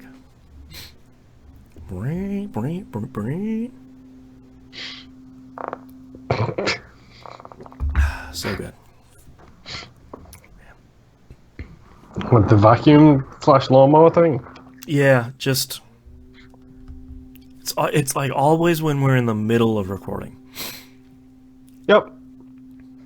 It's always just, it's like, because of how everything is set, like, it's our house, and then it's kind of a steep hill, and then it's their house behind us. Because of how the hill is, we can kind of hear everything that's happening at their house, sort of amplified. So it probably wouldn't be that loud if it was like the person next to them, but because it's right below this window, it's pretty rough. Okay. I am ready to start whenever you guys are. We don't have a super long second section here, so I feel like we can get out of here at a reasonable time. Yeah. All I know is I hear my wife yelling and screaming and laughing downstairs, so... So Siege. Hello, M. Hello, Apex. Yeah. Did the Apex holiday event finish? The Christmas one did, and they just announced the new one. Did you not see the Pathfinder trailer? No, I didn't. You need to check out the Pathfinder trailer. I'll watch that after this. Apex, the crew over at Respawn have got their trailer game on point. Yeah, yep. Speaking of holiday stuff, did you guys happen to play Death Stranding at all while you were on holiday vacation? No, I did see it, though, with everybody wearing they added Santa Christmas hats to everybody. Yep. Jesus Christ, of course they did. That was my experience of the game when I first started it. Oh, so you're just like, well, this is This is weird. I figured they had actual normal gear because in their normal ID photos that pop up when you get your star rating and all that, it showed what they were actually wearing. It was just when you were looking at their holograms, they had a Santa hat on. That's really good. I was like, this is great. Yeah, this game is great. You also get a birthday message if you play on your birthday. Yeah, you did that with MGS5 too. Yep. So that's true. I forgot about that. Which I still have never experienced because I forget. Yeah. As someone whose wife set up his Nintendo account, I was really pleased to have a happy birthday Paul message on the 1st of January 2020. Nice. Wishing me a happy birthday. There you go. No, not my birthday, but okay. I'll take it. I get those emails from Nintendo about that too. Happy birthday, here's a coupon. Yeah, here's a coupon, 5% off for a game that's about 6 years old. And it's like, oh, okay. Yeah. And a bunch of 3DS games. It's like, no. Thanks, though. I don't know. I need a 3DS for that first. Yeah. All right. Are you guys ready? Yep. Yes. Okay. Let's get started in 3, 2, 1. Let's talk about releases for the week of January 13th, 2020. Atelier Dusk Trilogy Deluxe Pack comes out on the PC, Switch, and PS4. They're kind of up-resed some of the old Atelier games, and they're kind of releasing them in multiple trilogy packs. So, and it's for discount. I think it's 3 games for $60. And if you want to get started on some of the Atelier trilogies, this is kind of a really great place to start. I think they're releasing three trilogy packs over the year. Yeah. So go. And these are the type of games too that they don't normally come down in price. No. And then when you can't find them through normal retails, they go up in price through used retails. Oh, I wonder how much I can get this on eBay. Oh, it's $175. Cool. Yeah. All right. Thanks. Yeah. So. Puzzle and Dragons Gold comes out on the Switch. This is the famous mobile, and it came out on the DS or the 3DS. I think it was the DS because I was going to buy it at one point. Yeah, my biggest recommendation if you don't know what Puzzle and Dragons is, good. Yeah. don't look at it. Don't check it out. They don't will go down offer that you rabbit the hole. first taste for free. You ignore that offer and you walk away. Yeah. Dragon Ball Z Kakarot comes out PC, PS4, and Xbox One. I forgot this was the game. I just watched, before we recorded, I just watched their new trailer, which has the Dragon Ball Z, next time on Dragon Ball Z, that guy, do a trailer, and it was actually pretty good. And the game looks really great, but it looks like you're playing through the Dragon Ball Z story again, so I'm not entirely... Their big selling point was, we have a bunch of extra scenes that show the missing story that was never in the anime, and they show like a whole bunch of stuff that's like, okay, cool, yeah, like I guess I could understand filling that story in, but I don't want to do all the other stuff. I don't need another third-person beat-em-up Dragon Ball game, thank you very much. I played through that with Dragon Ball Z Budokai and Budokai 2, all the way through to Budokai 8. Right. Then kind of in all of the latest Dragon Ball games. Right. And then there's fighters, and then that too. No, enough. I'm done. Enough. Yeah, release me. It does graphically look really great, though. So I think cool. If you're looking for another Dragon Ball game, you got it, and you can play as a bunch of people. I will be sitting this one out again. I played Budokai 3 like everyone else on the planet, so I'm good. And lastly, Tokyo Mirage Sessions Sharp FE Encore is coming out on the Switch. I am super excited about this game coming out because I bought it on Wii U, and I do not enjoy playing any games on Wii U, so I didn't finish this. And I'm excited to play it. It looks really nice. Hold on. Number 1, yes, it does look nice. Number 2, Moon, what'd you say? I seem to remember you talking about, like, I think you really liked the game, you just hated playing it. Yeah. And having it on the Switch, having it on just one screen, having it on a platform that I would like to play games on, I think is is pretty great. And they added a whole bunch of content over the previous version. There's like new dungeons, new characters, new scenes, and stuff like that. So it's a significantly added onto game. All right, let's move on to news stories. Head of Xbox Game Studios, Matt Booty, came out this week and said, "There's no way I can professionally say Matt Booty. I cannot help it. How did you get through Booty? Or you can't get through Booty, but you get through Budokai. All 8 of them, no problem. Mm-hmm. Hey man, I don't know. Booty Kai. Bunch of children, I swear. I know. Is saying that the Xbox Series X, and I'm assuming whatever other their next gen consoles will not have any next gen exclusives for around 2 years. It makes sense. So what they're saying is, what he's saying, Mr. Booty, is saying that he says, quote, as our content comes out over the next year, 2 years, all of our games, sort of like PC, will play up and down the family of devices. We want to make sure that if someone invests in Xbox between now and Series X, that they feel they made a good investment, and we've committed to them with content, end quote. This also seems to only focus on first-party games. Doesn't seem like they're setting a policy for a third-party. Mm-hmm. Well, I mean, they've been pushing PC parity for the past 3-4 years. That's fine, whatever. Yep. And that's good because it means that anybody who has an X and doesn't feel like upgrading right now isn't going to get shoved in the freezer for spending, $500-600 on a console halfway through a life cycle. Mm-hmm. Well, and Microsoft wants to sell games. They want to sell consoles, but they only make that money once. So if you have an Xbox One X and Halo Infinite comes out, it's not a bad thing to play that on your X. I'm sure there'll be some enhancements if you play it on the Series X and faster loading because of an SSD or whatever. But the fact that they are saying, you have a PC, you have an Xbox One X, you have a Series X, you have xCloud, you have any of this stuff, you can just play the game. And this one specifically is on Game Pass, so you sort of don't have to spend any money on it. And I think that's a really great... Xbox has talked in the last couple of years about saying, we really want to get people playing, we want to get games in the hands of people, and we don't want to have those barriers. That's why they're pushing xCloud, that's why they're pushing Game Pass. And for them to say, you don't have to have the new console, I think that's really great. Because if you want to play the new Halo, it shouldn't have to be, it's $60 on top of $600 to buy the new console. Obviously they want to push... If we're lucky. God, if we're lucky. They don't.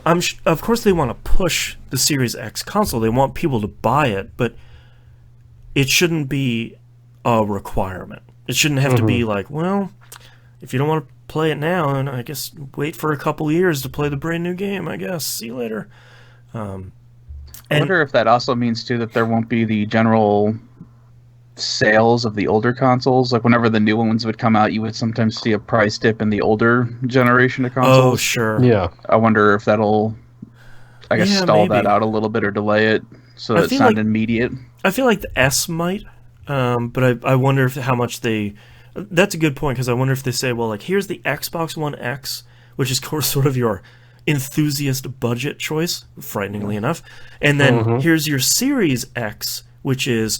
You want the brand newest, you want this computer under your TV, here's the cool thing, and here's the improvements, and here's all the side-by-side videos of Halo Infinite running on the 2 boxes and all that. But the thing I did, the console wars are spinning back up, of course. They're reaching a fevered pitch, seemingly as Sony refuses to announce any concrete details about the box at all.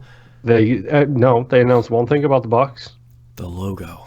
The logo that would be on the box. Which is, number one, why is anybody super upset about the PS5 logo? It looks like the PlayStation font with a 5 on the end of it. Who cares? Yeah, it's so funny that I see people getting pissed about it being called the PS5. How did you not see that coming? And I watched Sony's CES presser just to see if there was anything PS5 they announced, and they talked about how many people bought PS4s? It's like 106 million or something like that. And like all the PS Plus people and PS Now and all that stuff. And then they said like, you know, the announcement we have this time, they didn't even couch it as a big announcement. Here's the logo for the PS5. And they put it up and it's the PS4 logo, except they erased a 4 and they drew a 5 in the same font. And that's it. Yay. Mm-hmm. You know, so surprising that people are like, that's really the dumbest logo. And it's like, no, it's brand marketing that works. Instead of the 4, it's a 5 now. That's how it works, man. People know the PlayStation logo. People know the PlayStation font. Yep. Well, let me correct that. People know the Spider-Man / PlayStation font. Yes, yeah. That's what people know. Like, they're gonna stick with it. The only reason why the Xbox is up Brown Creek without a paddle right now, when it comes to naming stuff, is because that stupid mental, and it does exist, folks, that stupid mental thing of 4 is higher than 3, 4 is better. Yeah, exactly. Yeah. It's literally the only From reason a John Q. Street Fighter fan, like, that's... They know that the number is higher. Well, and the thing that... there was 2 reactions that I've seen from multiple people on the internet about this story. The first one is, I can understand... I can sort of understand their confusion. People are saying, like, so what? Like, I'm going to be able to play Halo on my PS5? And it's like, no, that's not the exclusives that they're talking about. They're just talking about cross-gen exclusives. Though I can see where some of that confusion could be, especially with, like, Minecraft being on the Switch and all this stuff sort of being on different platforms. The other one that I saw, and, like, this is reaching a new low of, like, console fanboyism. Really quick. Yes. That person you've just described. Yeah. Like, I can play Halo on my PlayStation person. That's the type of person who reads the headline and then comments. 100%. Yeah. And, like, I can understand, especially, there are a lot of people that this is potentially their first generation change. Especially with how long this last generation has existed. I can understand that there is some genuine confusion about, like, well, there's no platform exclusive, so, like, Horizon Zero Dawn is going on the Xbox One X, right? It's like, well, that's not what they're talking about. The thing that I was floored by, and, like, I just have to laugh about it, is a bunch of people saying, like, well, that's why I prefer Sony, because they have console exclusives. I'll be able to play a bunch of stuff on PS5 that I can only play on PS5. It's like, that's not really the selling point that I think you think it is. You should want more people to play more games. And if you want the better version of it, like, there's still a bunch of unanswered questions around this one where it's like, are we going to have 2 versions of Halo Infinite? Is there, like, a Series X one? Is there an Xbox One X one? Is it the same one? We don't know yet. But it's like, if Horizon Zero Dawn 2 comes out and people can play it on PS4 and PS5, and the PS5 one just looks better and loads faster, that's a win for everyone, no matter whether or not you have the new console or you don't and you still want to play the game. This is the thing I loved about the X. Like, the X was shockingly simple to literally... I got the X, I hooked both of my Xboxes up to the same Wi-Fi connection. The same internet connection. I wired them both in. And literally setting up the X, I was like, do you want to transfer from a different Xbox in this household? I was like, yes. Press A. I want to transfer it from Moon's Xbox, not Jess's, Moon's Xbox, to this Xbox, please. At which point, it literally started copying the hard drive over our Wi-Fi connection at like 500 megabytes a second. Yeah. And I was like, that's cool. And then I went in, it was like, do you want to allow, like, your TV is 4K ready, it's HDR ready. Do you want us to set up so that we will automatically download the enhanced the patches? Right. You click a checkbox and then it just starts downloading all these enhanced patches for the games that you already have installed. That's what I want, man. I want it to be easy. So simple. Yeah. And then 9 hours later, you were finally able to play a game. Dude, I had like 300 games installed still. I was waiting like 4 weeks. But I mean, like, I feel like as the consoles get more mature and as mobile gaming gets more mature and, like, moving from device to device and moving from generation to generation gets so easy, I feel like we're seeing those expectations finally come to life, as opposed to, like, all right, well, I'm going to take all my discs off the shelf and start putting them in and get all these patches. It's like, no, man, we're going to make it as easy as we possibly can. And I think fairly that's the expectation going into the next gen that I hope the consoles meet. But I mean, that's going to be part of the launch week for these consoles. It's like how easy is it to get stuff onto this thing? Mm-hmm. And Sony does my box work? Yeah, that's true. Yeah. Sony are making me nervous because the fact that they're not saying absolutely anything at all about the box, they're not saying anything. Tells me straight away it ain't the Series X. Well, and my concern is the rumors are coming out this week. They're a little thin, but they're rumors nonetheless that Sony might skip E3 again this year. It's like, if there's one E3 you shouldn't skip, it's the one where a new console is coming out. The thing with that, though, is the line for E3 and the E3 booths and the E3 press conferences and stuff like that, like, you get people who, like, literally, like, I think the second EA left, whoever was the next oldest person got the choice to take their floor space, which was the next biggest floor space over. Right. And it's got this weird archaic pecking order about what happens. Like, you lost your spot in line, man. Yeah. Like, sorry. Go to the back you go. You want a booth here THQ's not E3? giving up any floor space. You've got a food court. You got a food cart down in exactly. That's what you've got exactly. Come see us in Kensha Hall. We're Sony. Like, well, it's not just that, though. Like, they've also look at how many of their top tier talent has left. Yeah. In the past, like, 3 months alone. Well, and my concern about these two boxes isn't the hardware, because on paper both of them are exactly the same. We don't know which type of SSD will be in the PS5. Let's assume it's an NVMe, because there would be no reason to put a standalone drive in there. My concern is more surrounding the features and the services. Microsoft has it on lock with Game Pass. I'm going to be buying that box day one because I'm a dumb idiot, but I'm going to have a whole bunch of stuff that I can play. Idiot number 2. Yeah, I'm going to have a bunch of stuff I can play early on, even with backwards compatibility. I can play Forza Horizon 4 in 4K HDR finally. But about time you joined the... That's right. Play it for their most recent Lego DLC. Dude. Elite Dangerous is in 4K now. I don't need another problem. Yes, you do. But I think my concern with Sony is they haven't even shown the box. They haven't even shown the controller. Like, we know the name. We now have a logo. Like, we have a launch window. Both of them have a launch window. But, like, there's not even some beating around the bush discussions about backwards compatibility. Like, no one is saying anything about the box. So with Microsoft, there's at least expectations where this is a very large machine that is going to do a whole bunch of stuff, including here's a laundry list of stuff they've talked about. And Sony, the only thing we've seen is the dev kit that looks like the Roman numeral 5. Yep. So, like, it looks like a pizza holder. Thank you. It very does, much. yeah. A nice pizza warmer. So that's part of my frustration. I'm going to buy both consoles anyway, unless the PS5 is just like an unmitigated disaster without even having it in your hands. But I need them to talk about something. Like, they don't even have an event on the horizon of, like, here's a Sony live streaming event. We're going to have an hour and a half to talk about stuff. Like, nothing like that. They literally did that in New York around this time for the PlayStation 4. Yep, they sure did. And, like, that's fine. Like, you get your own place on the stage for an hour and a half to 2 hours to just talk whatever.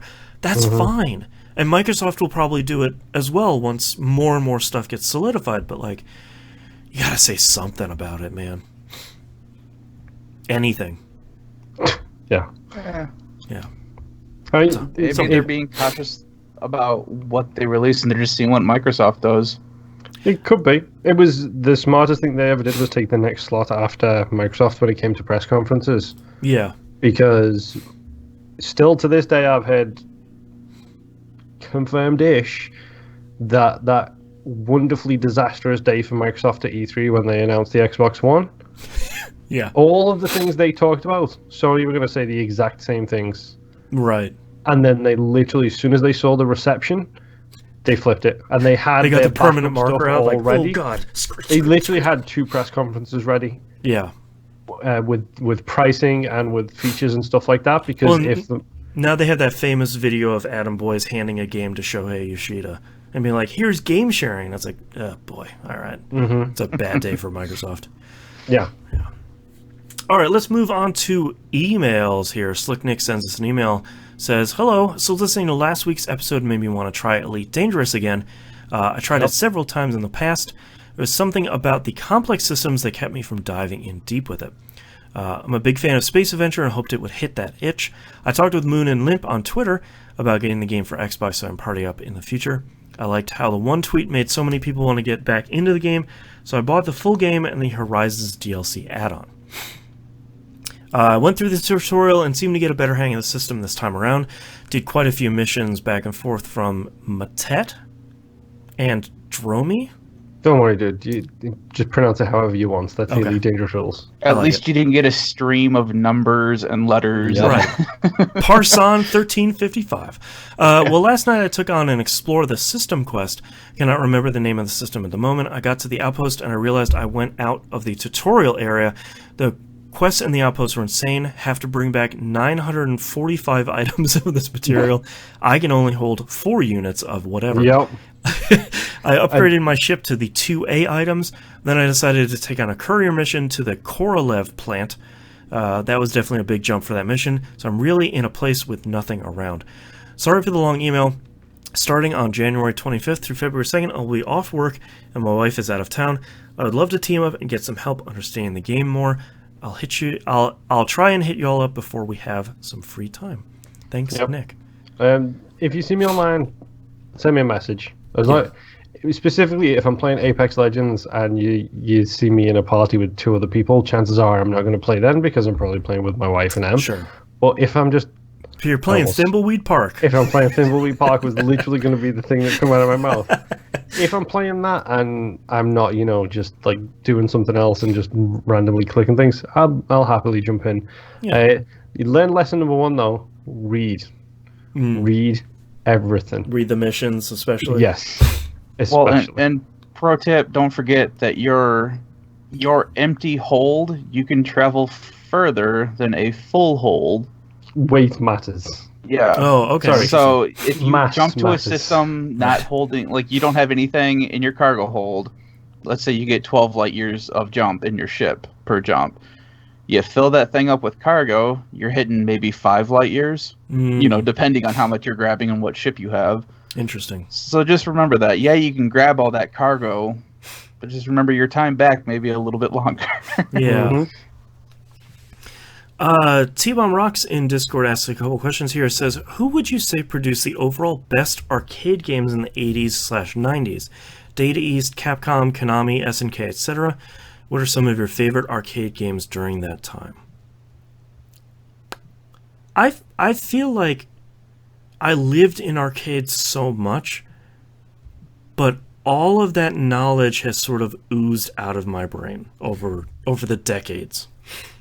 Arcades for me were the very few times we went to Blackpool, and at that point it was Time Crisis. So yeah, like arcades didn't exist in anywhere near the populace in the UK as they did over here. Yeah, like your our touristy mall had towns, a really great arcade. It was huge. Our mall had a pet shop. Well, that was the thing that the kids wanted to do when they went to the mall. Right. I just had to look it up because I wasn't sure who made it, but the original Teenage Mutant Ninja Turtles arcade machine, which was apparently made by Konami. That's right, it was, yeah. So I played that way too much. Yeah, like between that and like the Simpsons arcade game and the Mortal Kombat and Street Fighter games, like those were always those were the steady games that were always in arcades. And if you were lucky, someone had like X-Men the arcade game. There was one place in downtown Cleveland that had it where it was like the four person cabinet with like giant screens, the Powerhouse, I think it was called, was the arcade down there. But other than that, it was usually like, here's Primal Rage and a couple Street Fighter machines and virtual racing, and there was kind of your steadies. Mine was always a bowling alley on some military base that just happened to have those games. Yeah, and then, bowling and alley. then I moved here. Yeah, and then I moved here, and we had an Aladdin's Castle. Oh, there you go. Yeah, bowling alleys always had like the interesting ones where it's like you have two arcade machines, one's and a both DDR of them machine. are weird. First time I saw poppin' music in DDR was at bowling alleys. Yeah, there you go. Well, even now, like the bowling alley just down the street from me, they have like a full-on arcade setup and a full-on laser tag area. Wow. And they've got some nice arcade machines in there. Yeah. Like, my kids were playing Daytona. What are they on now? 2125 or whatever it is now. Cruising the universe. Yeah, exactly. My daughter couldn't reach the pedals, so I had to kind of wedge myself in between the seats so I could push down on the pedal floor. And parenthood. Yeah, I don't know. I feel like Capcom did it best.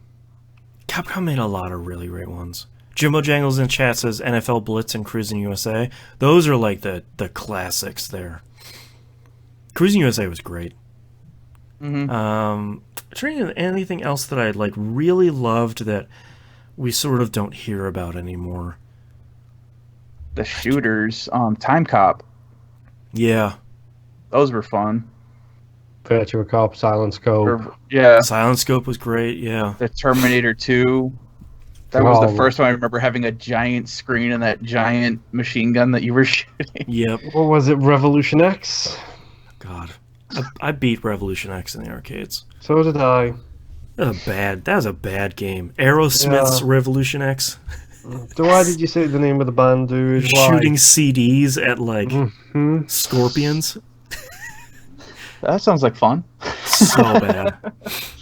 I haven't been to an arcade in a while. There's like Dave and Buster's is always sort of popular.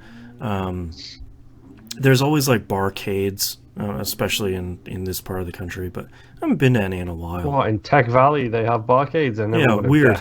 And you can throw axes for some dumb reason. Don't throw axes when you're drinking, people. Yeah, please. I've seen way too many videos of axes bouncing back on people. Yeah, it's like this is you don't do it right, it will happen. Yeah, like, don't do it, people. We have Strong here, so whenever I get the arcade feeling, I just go to Strong and play the pinball machines. There you go. Because it's like it's the history of play. Like they have the history of play museum, so it's like video games from all the generations, and then literally just a big huge section of pinball cabinets. Yeah, that's the stuff. Mm-hmm. T-Mon Ross also asks, with the next Assassin's Creed game rumored to be a launch PS5/Series X game, has me thinking about the future of the franchise. Personally, Assassin's Creed Odyssey is one of my favorite open-world RPGs ever. Yep. Mm-hmm. I'm still playing the DLC from last year, which in itself feels like a full game. My question for you is, do you think the Assassin's Creed series will continue this trend of taking a year off, but producing large DLC for the off years? I hope so. They need to stick on it. Like, it's helped that series revitalize itself so much. And I think from a marketing standpoint for John Q. Street Fighter fan, I think not having a new game every year is important, because by the time that a casual fan might be interested in the series again, there's a new game coming out. Where if you come out every year, more than half of the people that are playing your games are going to miss them because they just played one for $60 or they're burnt out or whatever. Yeah. But you can still get on the off year, you can get people like us where it's like a season pass, great, and a whole bunch of really great content for a game I already love, sure. And then you don't get the yearly fatigue plus DLC, which is when it was starting to get really bad. Yeah. Yeah. Plus, you just taking the time off has allowed them to completely revitalize that series in a way that I think is really exciting, and I hope they don't waste that opportunity. Mm-hmm. I mean, I love 2. Black Flag is okay from what I've played of it. Mm-hmm. 3 was okay considering. I still think what's his face? Connor? No, the eyeballs one. The Unity. Thank you. I think Unity was underrated thanks to the eyeballs issue. Yeah. I was trying to think, what eyeball character are you talking about? Yeah, and then you hear Unity, you're like, right. I think it was underrated because of that. From the scuttlebutt seems to be going back to co-op, which fine by me. Sure, that'd be great. Bring it on. Yeah. We have what I like to call the shock and awe combination in this fight, which is I am the quiet one, and my wife will just run in screaming and killing everybody. Right. You've got an eagle and a bow, and you're fine in the back. And she has TNT and a war cry. Right. But no, I mean, it's like I love all those old games.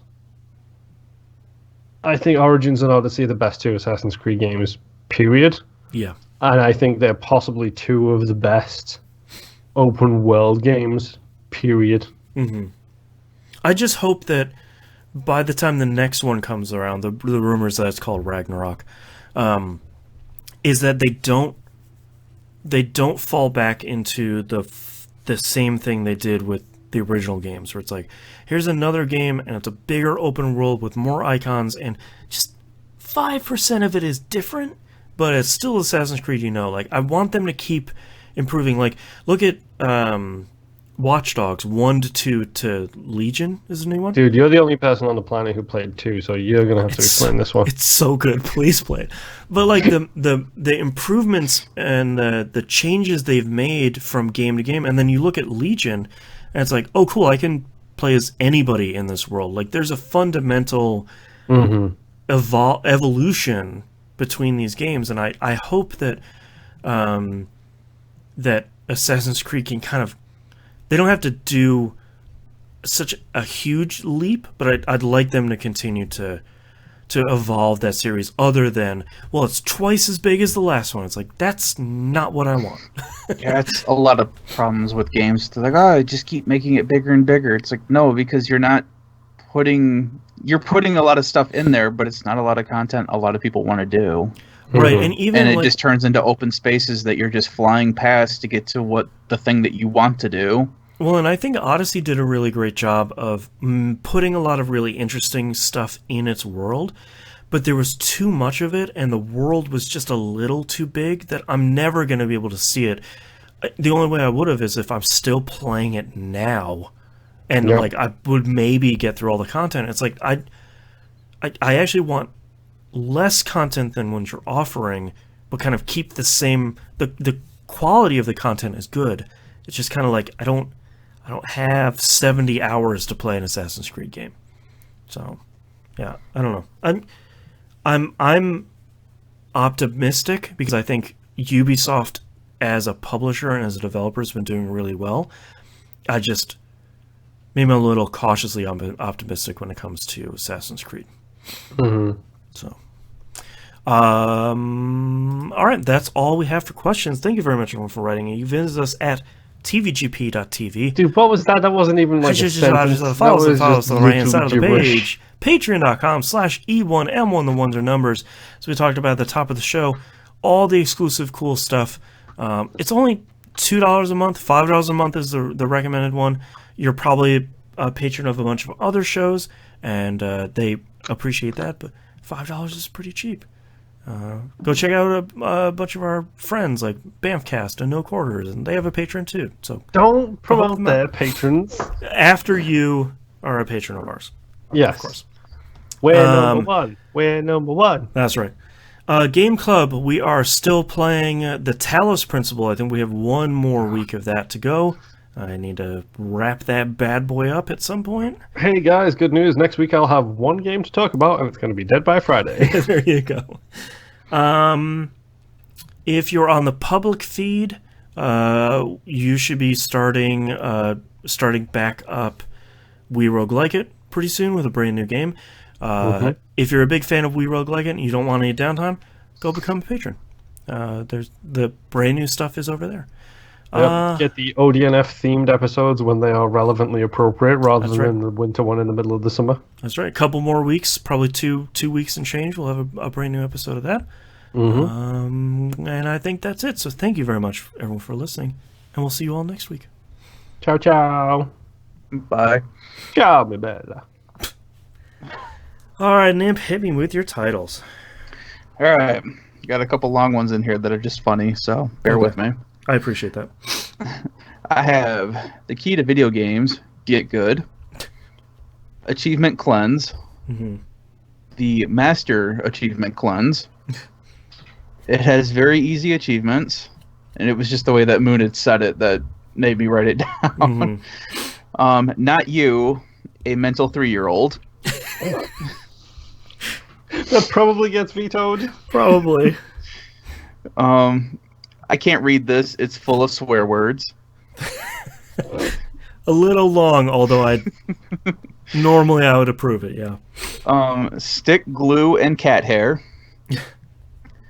A clown that won't stop swearing. German is a beautiful and violent language. I wrote that down as a beautiful, violent language. I should know this. Your fire weapon costs 2 towns?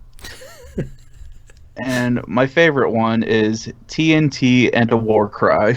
Oh, that one's good. So your fire weapon cost 2 towns. And what was the last one? TNT and a war cry? Yeah. That one's good too. Boy, we got a lot of good ones. Okay, Moon, hit me up. Get good, achievement cleanse. The British interesting. Yep. Good God, I hated it. The Ramblings of Madmen. Astral Chain It Up. End Credit Stinger. Kojima is the Big Bang. The Right Level of Buzzed. Games as a Job. Destiny Hipster. It Was Worth It. Don't. Mr. Booty. TNT and a War Cry. I have Nightmare Killer, the Achievement Cleanse, Fish in a Bucket, the British Interesting, which is one of my leaders this week, A Beautiful Violent Language, Your Fire Weapon Costs 2 towns with a question mark, TNT and a War Cry, and Kojima is the Big Bang. Jimbo's got CDs at Scorpions. Oh, that one's good too. So far I have 4 leaders, which is Achievement Cleanse, but I feel like that one's probably the weakest of them. I've got 2, so I know. I mean, shall we just go with the 2, which is the British Interesting and TNT and a War Cry? They're the strongest 2, I feel. Yeah. The only other one I have is A Beautiful Violent Language. I feel like any other week that would win, but the other 2 are so strong. That would literally take it most of the weeks. Mm-hmm. TNT and a War Cry is a really fun title, and it is really fun to say. I really want the British Interesting to win, but I don't think it should. I mean, TNT and a War Cry is better. I could go for both. Yeah, I think if we're gonna go off our usual show, like the quote unquote rules for the titles, like the unwritten rules. Yeah, the British Interesting is good, but I'm British, so it's kind of like, okay, well, this is something to do with Moon, clearly. Sure. Whereas TNT and a War Cry is literally apropos of nothing. That's true. You do not know what that is about until you get up to that point in the show. Then you know what it's about, especially if you know the person involved. Right. I'm sorry, darling, I love you. But it describes her perfectly well, though. I know. Yeah. I vote for TNT and a War Cry, then. Yeah. Yeah, that works for me. I'm circling it. Let me know when you guys are ready. I'm ready. Yep. I'm frightened by how quickly you two are ready. I feel like someone is going to get upset about something that's going to happen here. As soon as she listens to this episode, I'm dead anyway, so that's I'm fine. Well, it's nice knowing you. What I say. Truly Moon's last episode. So as soon as we narrowed it down to those 2 titles, I already had something for each one. There you go. Oh, what was your British Interesting one? My British interest one was going to be shallow and pedantic. That's brilliant. Oh, that's a really good one too. Yep. All right, starting in 3, 2, 1. This is That Video Game Podcast, episode 638 for January 13th, 2020. TNT and a war cry. The fuse is lit. A fitting title for Chaos Incarnate. I'm so dead now. Thank you very much, everyone, for listening. Thank you very much, everyone, for watching. We appreciate it. Condolences to Moonpier for his... imminent death. Yeah, his imminent death when he goes downstairs. It's nice knowing you. You've been a good friend. See you all next week. Bye!